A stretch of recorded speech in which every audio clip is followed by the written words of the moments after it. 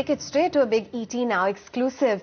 Now, after many big Indian companies have tested the overseas bond markets, we understand that Sajan Jindal JSW Steel is next in line in planning a huge fundraising via dollar bonds.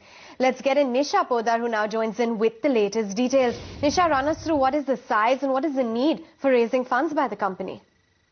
Thanks, Avan. What I gather from my sources who are closely working on this development is that JSW Steel is clearly looking at raising up to $700 million via US dollar bonds. And this will be for replacing some bit of high-cost debt that is on the books of JSW Ispat. Now, remember, just recently, JSW Ispat and JSW Steel have been merged. The company which was acquired by JSW Steel, Sajan Jindal, about 2.5 years back. So now that the merger is complete and there is a better book in place with both the companies merged together, Sajan Jindal is clearly looking at lowering the cost of debt that is on the books of JSW Ispat. Remember, that stands at over 7,000 crore rupees, and the average interest cost on that is over 10% right now. While JSW Steel, on the other hand, has a little over 18,000 crore rupees of debt, which has an interest cost of over 7%. So both put together, there's a massive debt burden on the company of over 25,000 crore rupees. That's not going to come down